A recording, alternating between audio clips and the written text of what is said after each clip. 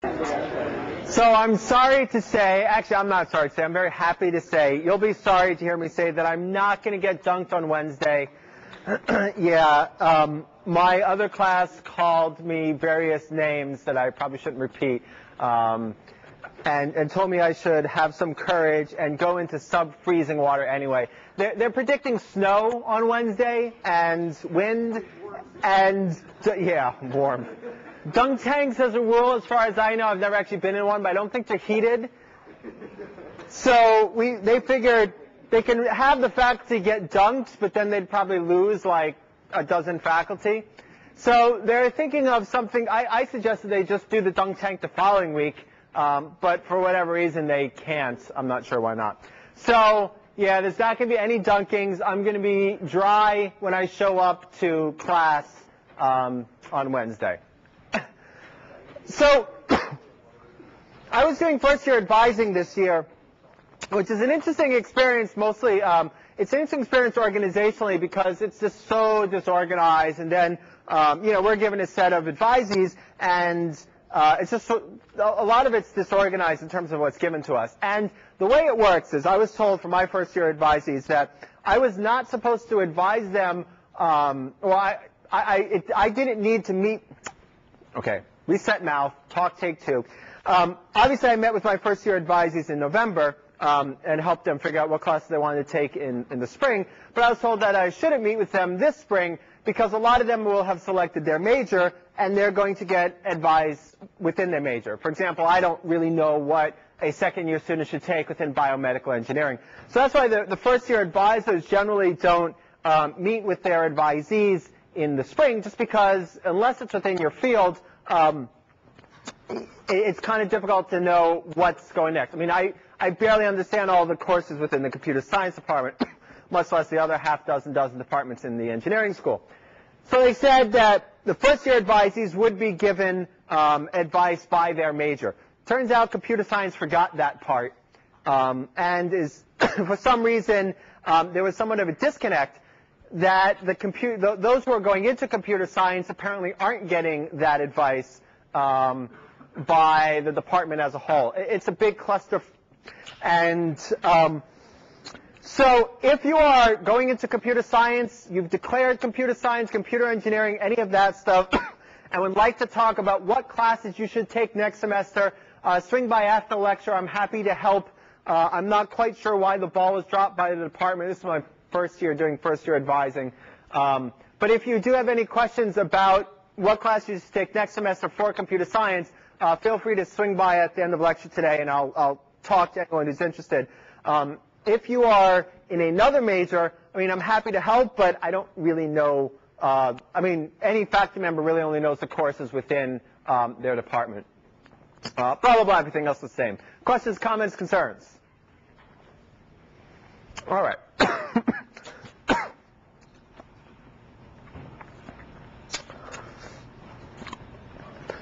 So we started talking about arrays last time, and I wanted to continue on that vein. We're going to spend some more time talking about arrays, some things that you can do with arrays, and then we're going to start getting into sorting and searching. And there's a couple interesting demonstrations I'll be able to go over later this week. In particular, if you keep track of things, you often need to keep track of them in some order.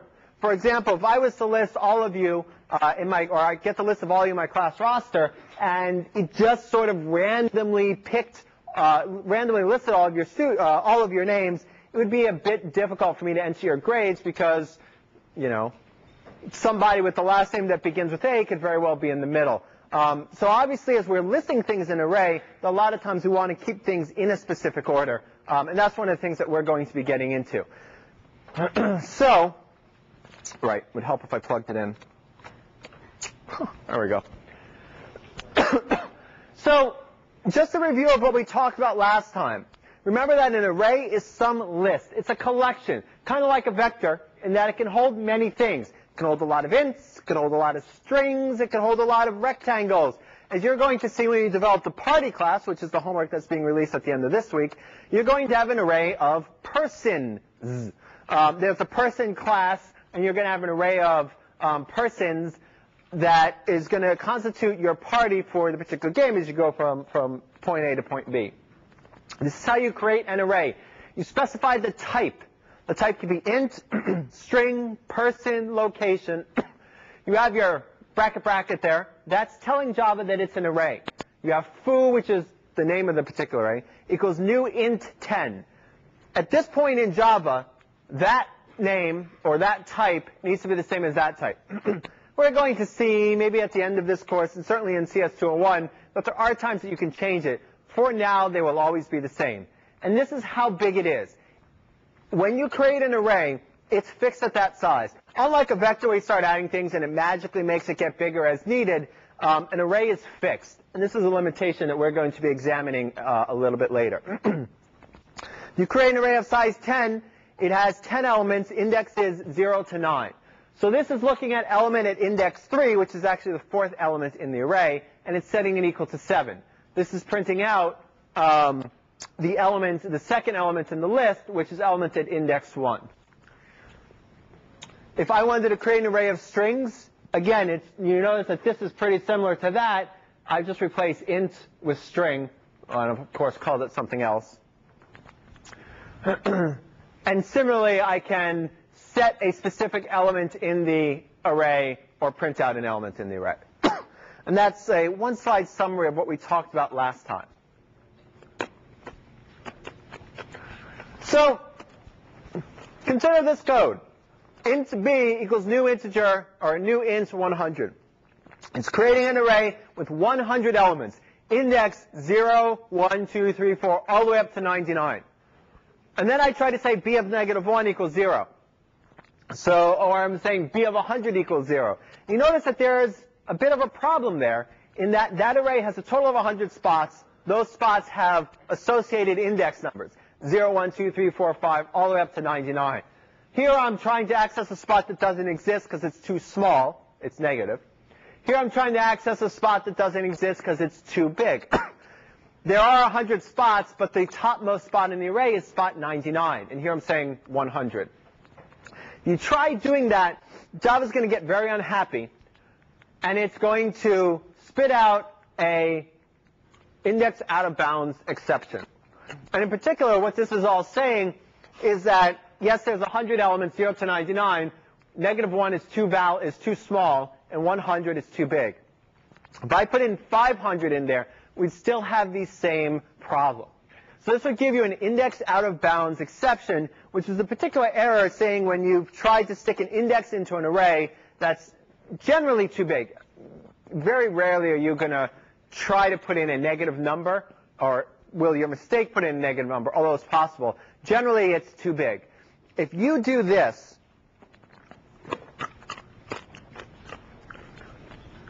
let's say I've just created that array, and I say for int I equals 0, I is less than or equal to 100, I plus plus. So that's for that's going to go through 101 times, 0, 1, 2, 3, 4, 5. It's going to include 100 because I have the less than or equals there. And if I was to say, b sub I equals, 17,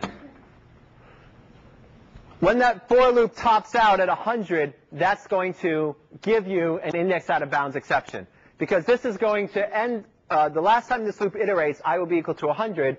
This is setting b of 100 equal to 17, but there is no b of 100, right? There's only spots 0 to 99. So Java it'll compile fine, because Java doesn't realize this when you're compiling it. It's going to catch this when Java is running it, and it's going to crash, and the program will end. The nice thing about Java, and nice is a relative thing, the nice thing about Java is it at least tells you why it blew up. And it's going to tell you index out of bounds exception, and it's going to give you the stack trace that we saw before. It's going to actually give you the line and the method that actually didn't work. So the moral of the story is that if you have 100 spots in your array, 0 to 99, you can't give anything less than 0 as an index or greater than 99 as an index. So here we're playing with an array of points, or an array of objects. And I want to actually trace through this to illustrate another example of how arrays work. Point P equals new point 3. So that's going to create the P array, and it's going to have 3 elements. And in reality, if you're actually looking into how Java does this, remember that P is a reference that's pointing to that particular array. We're kind of ignoring that here, so it will fit all on one slide. Now, when Java creates an array, everything gets initialized to default values. Numbers go to 0, Booleans go to false, references go to null. If I'm creating an array of points, I'm really creating an array that's going to hold 3 references. It doesn't yet hold the objects. P0 equals new point 0, 0, P1 equals new point 0, 1, 1, P2 equals new point 2, 2. That's creating 3 objects. And each of those spots is now going to point to that given object. This is at some memory address. That memory address is actually in that particular spot in memory. So after the first 4 lines of that code, this is what memory looks like. P is an array that has 3 spots. Each of those spots points to a different point object. Each of those spots refers to a different point object sitting in memory somewhere. P sub 0 dot set x1. So first it looks at P sub 0, which is that reference there. Dot means follow the reference. And it's going to set x of that particular point object to 1. In this particular one, it first looks at what's inside the parentheses first. P sub 2 dot get y. This is P sub 2 dot get y is 2. So then it's going to replace what's inside here with 2 and look at P sub 1 dot set y 2. Well, P sub 1 set y 2, and that updated that particular point.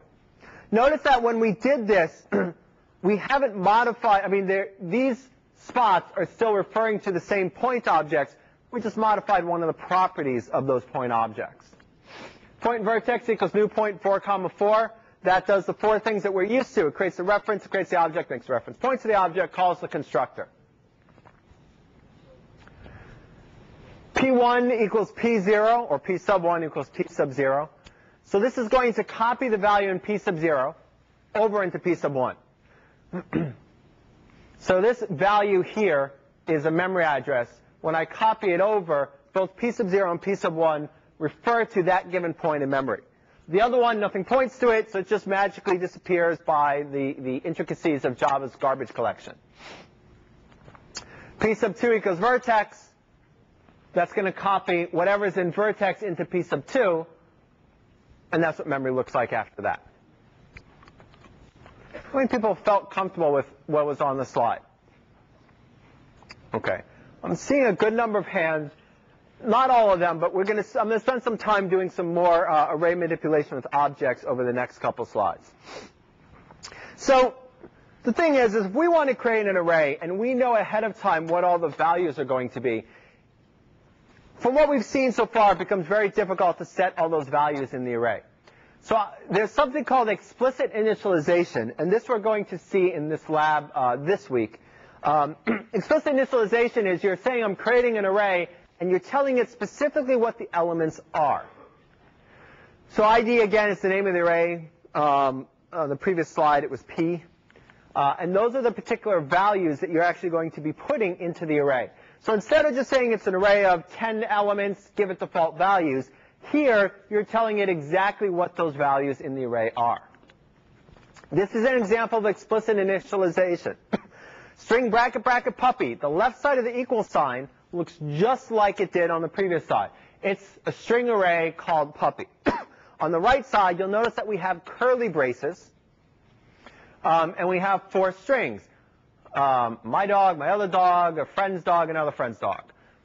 And here we're creating an array of size 4 that happens to contain 4 strings. A couple of important things to notice here. You don't actually specify how large the array is, because Java can count as well as you or I can. So Java's going to look at this and go 1, 2, 3, 4. It's an array of size 4, indices 0 to 3. So you don't actually need to specify the size because Java just counts how many there are. The other thing is that there's only a fixed number of punctuation on a given keyboard. We already are using square brackets for arrays. Parentheses are used in expressions anyway. And Java needed some way to know when the array starts, or the explicit initialization starts, and when the explicit initialization ends. Already used square brackets, parentheses are already used, so it needed to use curly brackets. These curly brackets don't signify a block like the beginning of a method, or the beginning of a class, or the beginning of a for loop. Just Java ran out of characters that to use. So you can't start putting statements in there, or integer declaring variables or anything like that. It's just a way to delimit the particular elements that are going to be stuck into the array. And it turns out that it's pretty much the same thing as that, but it's a bit easier. It would be one line if my slide was wider. It's a bit, I think, easier to read, much easier to type, but essentially it's the same thing, right? String, this is creating a new string array 4, and this is setting all the values one by one. Here, it just sets the values when the array is created. So in this week's lab, for example, you're going to have an array called terrain types. And you're going to specify what those values are. Mountain, grassland, and forest, for example. Or whatever terrain types you want in your particular game. And a lot of this is going to be explicitly initialized, and an array that's explicitly initialized. You're going to specify all of your medical conditions: has dysentery, broken arm, struck by lightning, typhoid. I'm missing a couple here. But again, all of these are going to be explicitly initialized in an array. So we're going to see this quite a bit in the lab this Thursday. All right, and I could say int unit equals 1. So that's creating an array of length 1, so it's just one element. And that one element happens to be the integer value 1. And that's equivalent to that.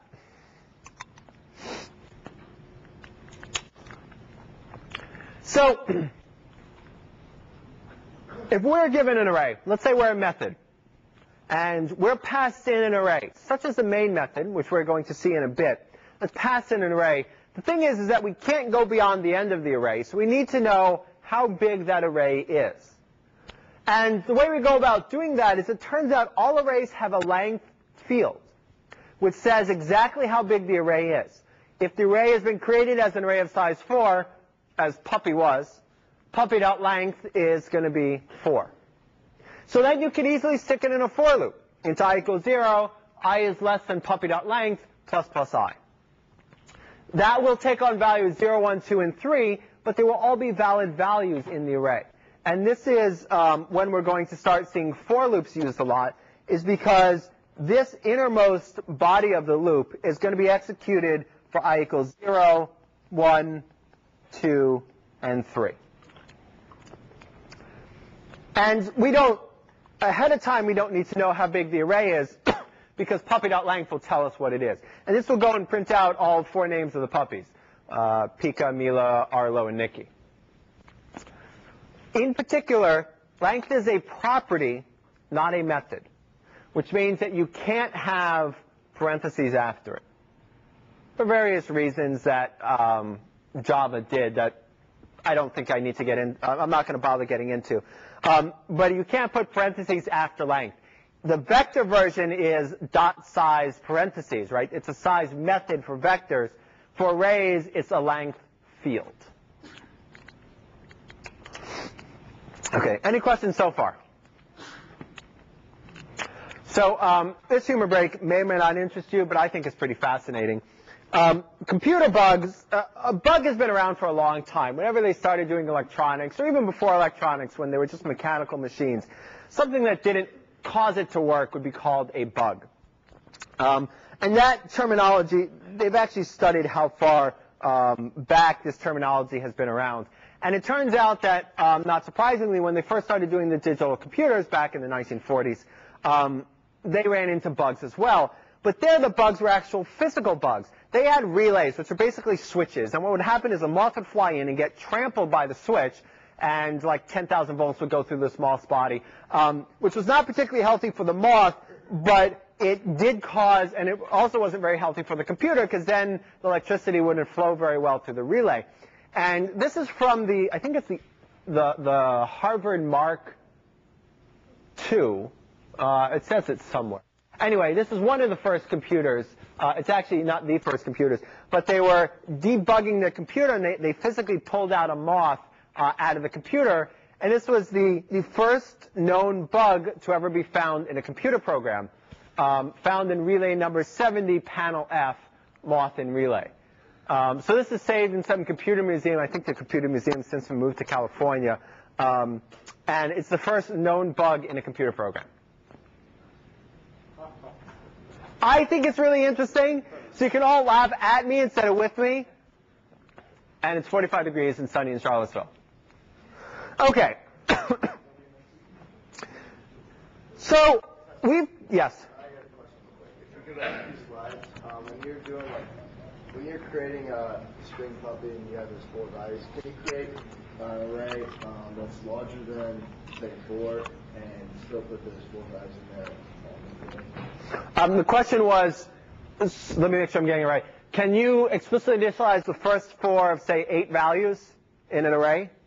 Yeah, and then...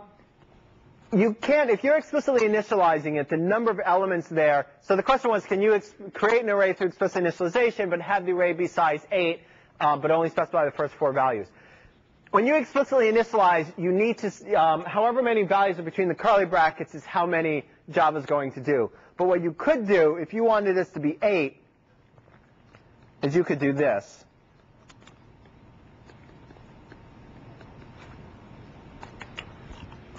Right, that would create an array of size 8, and there Java looks and sees 8 values for explicit initialization, 4 strings and 4 null references, and there it's going to create an array of size 8. But as far as Java is concerned, you're telling it all 8 values inside the array.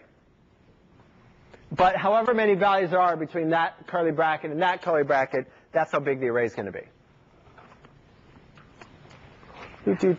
Right, computer bug. So there is a clone method that is not everywhere, but it's in a lot of objects have it. The idea of a clone method is it will duplicate that object. If I call clone on an object, it will take that object and produce another object that has all the same properties, all the same values, and that sort of thing. And here what we're doing is we're trying to create a clone of some given object. So here we have point u equals new point 0, 0, new point 1, 1. I'm explicitly initializing an array u to contain 2 point objects, 0, 0, and 1, 1. And I say point v equals u.clone, so I'm duplicating that array. So this is what the first line does. It creates my array u that has 2 spots, because Java counts 1, 2. And why is that not yellow? Oh, who cares? And the first one points to 0, 0. The second one points to 1, 1, because those are 2 values that you actually specify. The second line is going to duplicate that array. That's the purpose of the clone method. And the way Java duplicates that array, it's going to create a second array, which is now going to be called v. And each of these values is going to be copied into the second array. And that's what the second array looks like. This is memory address 1, 2, 3, 4, because that's where that object is. So 1, 2, 3, 4 gets copied into that one. So both u sub 0 and v sub 0 refer to the same spot in memory, or the same point object. U sub 1 and v sub 1 also point to the same spot in memory, that particular point object. So this is what the clone method will do. If you just have an array of ints, it's just going to duplicate that array, and you'll have another array of ints, all with the same values. If your first array is 1, 2, 3, 4, 5, 6, 7, your second array is also going to be 1, 2, 3, 4, 5, 6, 7. When you're dealing with references and objects, when you clone an array, the actual memory address is what gets copied over. So this memory address and that memory address are the exact same, and it happens to be the memory address of that given object. Same thing here. So then I say v sub 1 equals new point 4, 30. I'm saying whatever v sub 1 refers to, I'm going to change that point. And now v sub 1 points to a completely different point than it pointed to before. V sub 1 refers to a completely different point than it pointed to before. U sub 1 still refers to the old one. v sub 1 now has a new one. So let's go over a slightly different version. Now the difference is I have set x as my method there. So that does that. That does that. Now I say v sub 1 dot set x. From the v sub 1, dot means follow the reference. I'm going to set x to 10. And it does. And you notice that because that point object is shared, meaning both u sub 1 refers to it and v sub 1 refers to it, then u sub 1's x value has also been changed. Sometimes this is what we want, sometimes it's not. It could be that we want a completely different set of points that we can duplicate, but what's happened here is it hasn't actually duplicated the point objects. When I called u.clone, there still are only 2 point objects in memory. I just have another array that refers to those 2 point objects. And then when I try to modify v sub 1, it's also modifying u sub 1. This is often not what we want. This is called a shallow copy. The reason, well, we're going to see a deep copy in a second.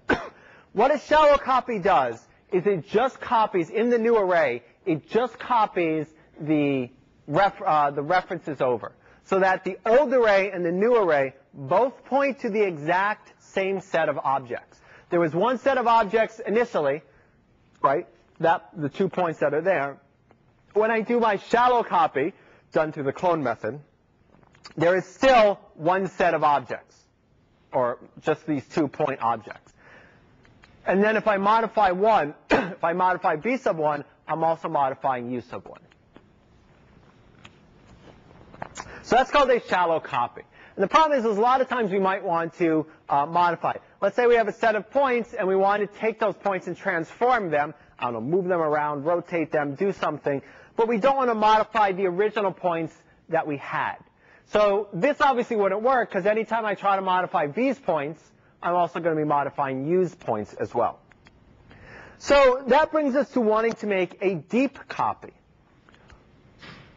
And what this is doing is, in addition to creating a new array, it's also going to copy all of the objects that the array points to. So we're going to have a completely new set of points.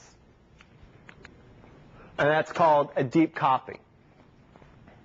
So this is the code, and I'm going to get back to it in a second. But this is essentially what's happening. This is what I have initially. I've expanded my array to be size 3 now. But I have this u, 0, u1, and u2. Each just points to its own point object. Once I make the deep copy, I now have w, which refers to a completely new set of point objects. You notice that the values are the same, 0, 0, 2, 1, and 2, 2. What I've done is I've duplicated each of these point objects and made my new array point to a new set of essentially identical point objects.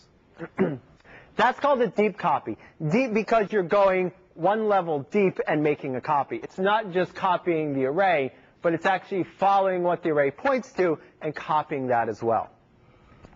So this is the actual code that does it. So we have some u array that has some points. U.length is how many point objects it has. Maybe it's 3, maybe it's 1,000, doesn't really matter. So this creates the new array w, which is the, actually wait, This creates a new array w, and that creates a new array w. Then this goes through, and for each spot in the original array, it duplicates that object and sticks it in the new array. Let me try that again. For each spot in the old array, it goes through and duplicates that point and sticks it in the new array. So the first line creates the new array. Everything's set to null. And then this for loop will go through the old array, duplicate each object, and stick it in the new array. So now the new array has duplicates of the objects in the original array. How many people felt they understood that? Should I go over it again? Pretty much. The question was, is that it? Oh, the only way to do that? Certainly as far as this course is concerned. There might be a method that in the Java SDK that goes and does this But essentially, if there is, then that method does what I'm showing up on the slide. All right, let me go back because So point U, this is creating that initial array. When I call u.clone, all the clone method does is just copy these two boxes, or the two values in the array. The array is size 2. It so happens that the values in those arrays are memory addresses, but the clone method doesn't care.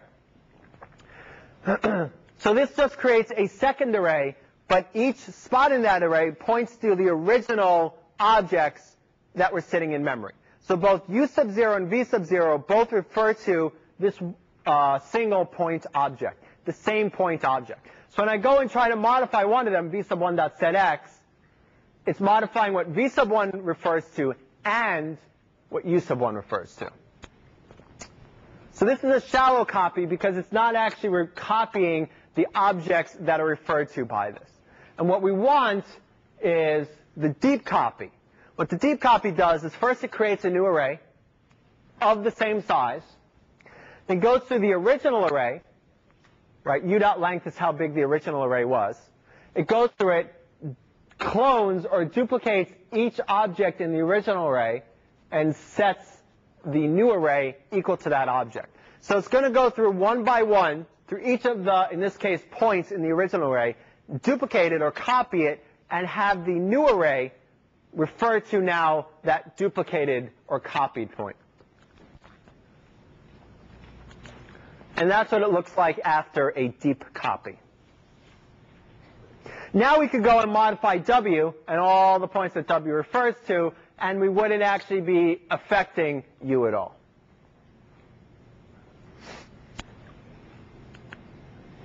Professor? Yes? Why did you attach it as a point? Isn't U already a point? So it turns out that sometimes, for reasons we're going to see actually on the last day, sometimes Java needs a bit of a hint as to what object type it is. The vector.remove method, for example, or the vector.get method, you have to cast that as a point. Java forgets that it's really a point, and the clone method, it also manages to forget that it's a point. So you have to tell Java that it really is a point. Certain methods do this, the vector remove, the vector get methods, and the clone method.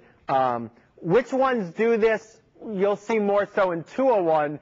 Why they do this, we'll see on the last day of class. Is point a class that's already in Java? Yes, the question was, is point a class?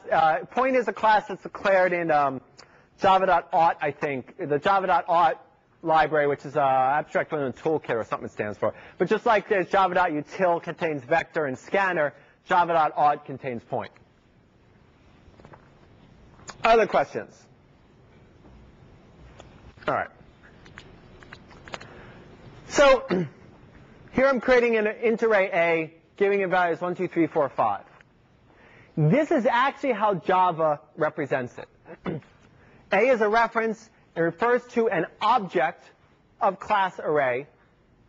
That object has at least two data members. One is the length. Length is 5, right? A.length. The other happens to be those particular objects, those particular values, 1, 2, 3, 4, 5. This is actually how Java actually thinks about arrays. And we've seen some of this, right? We've seen the .length field. Let me go back a slide. So here we've seen that there's a .length field.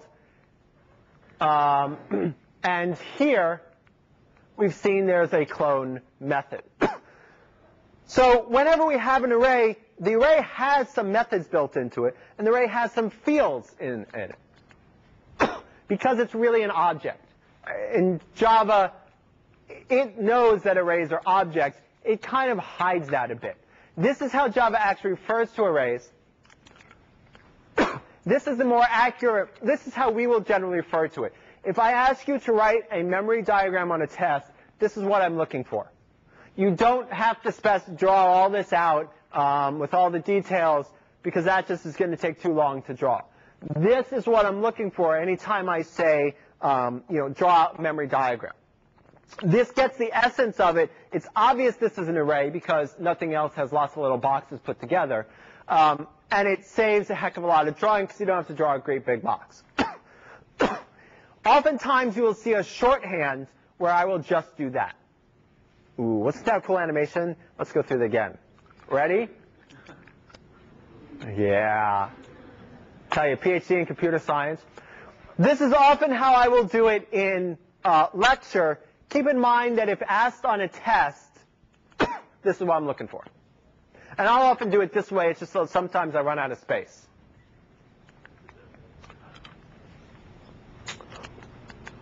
So if I just say in bracket bracket A, that's creating a reference A that's all ready to point to something, but doesn't yet point to anything.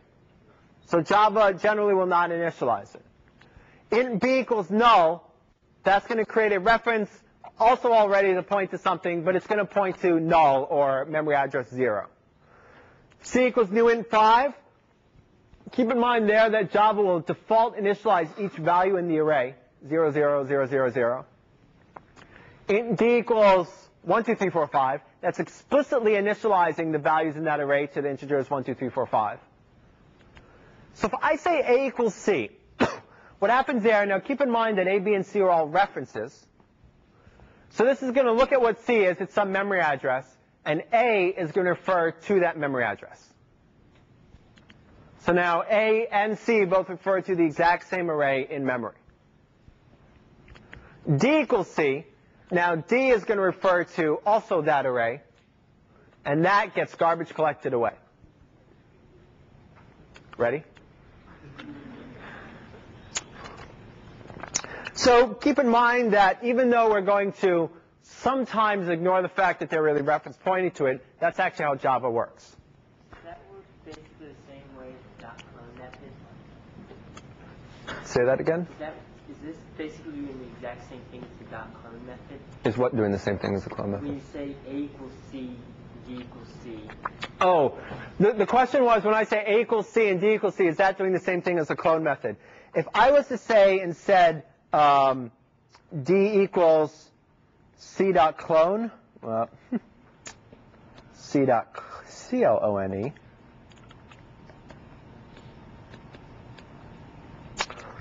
What that would do is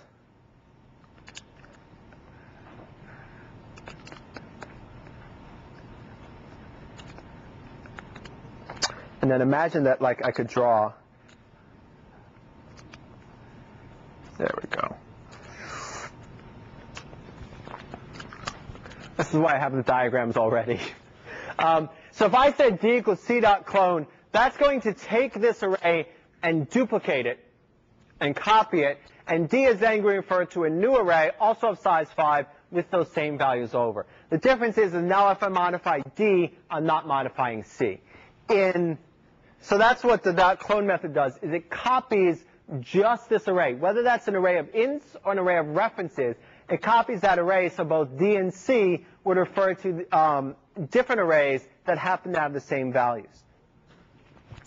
In this version, guess what slide's coming up next? In this version of it, D is going to refer to the same array. So now if I modify D sub 1, I'm also modifying C sub 1. Other questions? Yes? I thought when you cloned it, they both pointed to the same array. So when you clone it, bop, bop, bop, bop, bop. There we go. When I clone it, so there's a slight difference when I'm dealing with primitive types versus objects. Anytime I clone it, so again, keep in mind that really this is, it's not going to work now, is it? This is really what memory looks like, right? U and V are references to these arrays. Anytime I call the clone method, it's going to copy this array into here. If that array happens to be references to objects sitting in memory somewhere, that's fine. Whatever value is in here is also going to show up in there. If that value happens to be an integer, 1, 2, 3, 4, 5, then the new array is going to have 1, 2, 3, 4, 5. If that array is a series of references, then the new array will have the exact same series of references. That's what the clone method does. It takes this part here and copies it exactly. When you're dealing with objects and references, both the old sub1 and the new sub1 will refer to the same object in memory. When you're dealing with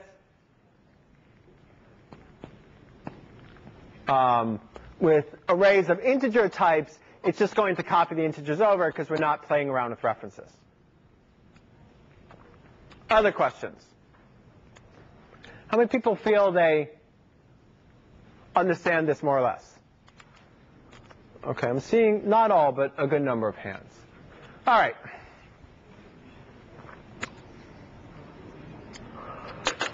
Elitism. It's lonely at the top, but it's comforting to look down upon everyone at the bottom. Fear. Until you have the courage to lose sight of the shore, you will not know the terror of being forever lost at sea. You can tell that was so photoshopped, too. Futility. You'll always miss 100% of the shots you don't take, and statistically speaking, 99% of the shots you do.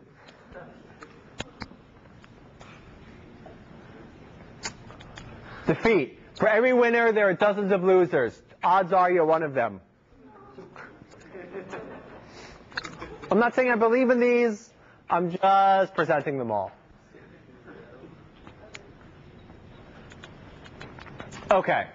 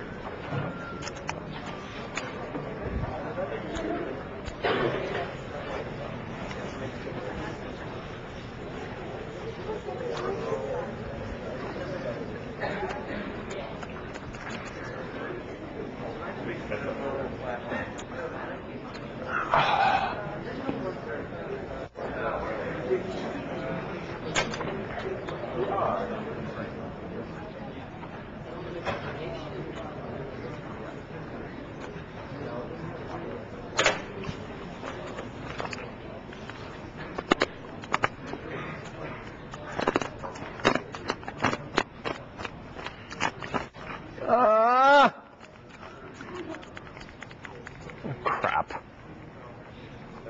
Right.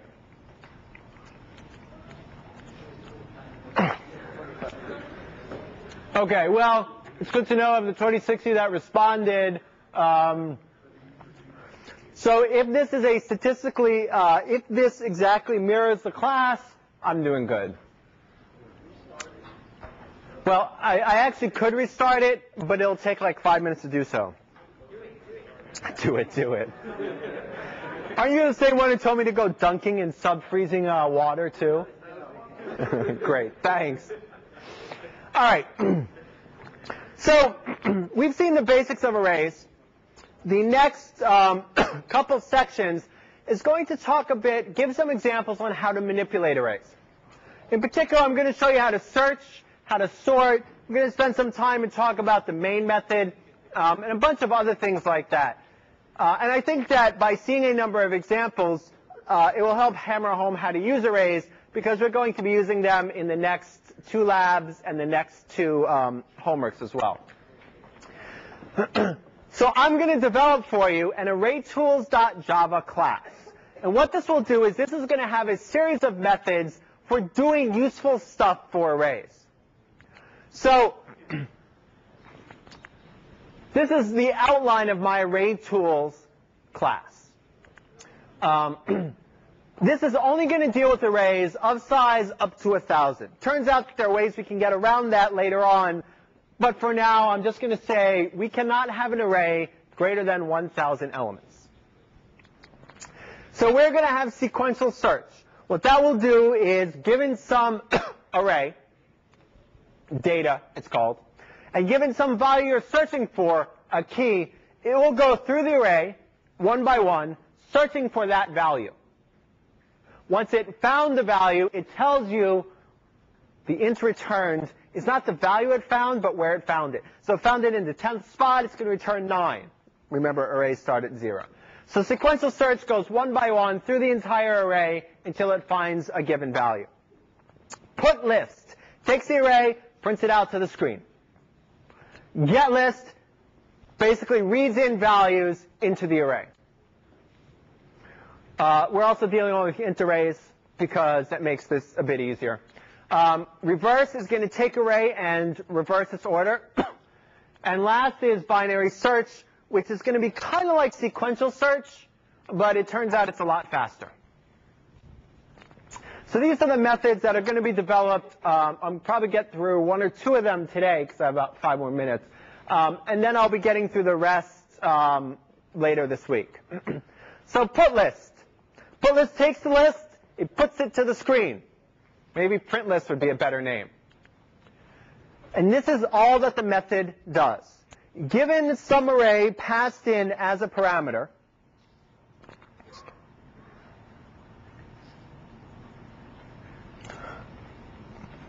we don't know how long the array is. It's some array of ints. We're assuming it's less than 1,000, although it doesn't actually make much difference. So for int I equals 0, it's going to go up to, but not including data.length. So if our data array has 10 elements, data.length is obviously going to return 10. That's going to go 0 through 9. And I++ is just allows it to go to the next element. So this is going to print out each element of the array, each on its own line. Maybe we want it all in the same line, separated by commas. It doesn't really matter. The point is that this will go through each element in the array, however many there are. We actually don't know. And for this method, we don't care. There are data.length elements in the array, and that's how many we're going to print out. So if I create a score, which is all of those, let's say your grade scores for the test. Somebody did well, somebody didn't. And I just do put list score, it's going to print out all your grade scores to the screen. All, what is that, 12 of them or so. Get list. Get list is just inputs all the elements into the array. And you'll notice it's a bit longer. So first we create our scanner, right? Same thing that we've always seen. We create what's called a buffer array. We don't know how many elements we're going to read in. It could be 5, it could be 10, it could be 100. We know that there's no more than 1,000 elements that are going to be read in because that's what I've said max list size to. So there's at most 1,000 elements. So because we don't know, I'm going to create an array of 1,000 elements. List size is going to contain however many elements we have read in so far. If I read in only 100 elements, then list size is going to contain 100. And here we're going to do in a for loop. And it's essentially going to go through reading in all the elements in the array. So here we says I is 0 and plus I. So I was going to start at 0 and increment each time. But you notice our condition is a bit more complicated. It turns out that 2 things have to be true. That and that. So the first one says I is less than max list size. If you want to sit there and type in 10,000 elements into the keyboard, it's going to cut you off after 1,000 and say enough's enough. So the first part, the upper part there, is going to say that it's only going to read into up to 1,000 elements. And the second one says while there are more elements to be read in. So remember the hasNext method, you could hit a Control Z, or Control Z, and that tells Java that there's no more to be read in. Or if you're reading in from a file, it just goes through and until the end of the file. So while both you haven't gone past 1,000 elements and there's still more to be read in, I'm going to read in the next element and increment list size. Remember that my array is still size 1,000, right? I've created my buffer array, it's size 1,000, and it's going to stay at size 1,000. I read in another element into it, and I increment list size. List size is keeping track of how many I've read in. So let's say then at that point, well, at this point here, I've read in 12 elements into my array, and it's all done. So now I have an array of size 1,000, and only the first 12 elements actually matter.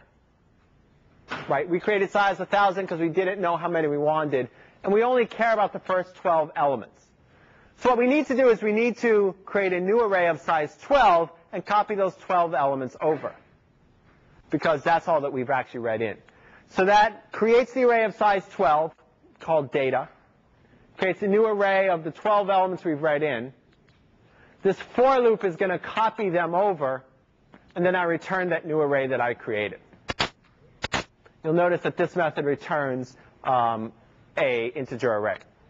So I see there are a couple of hands up, but I'm out of time. So I'll actually start on this lecture next time. And if you do have CS advising questions, come on down now.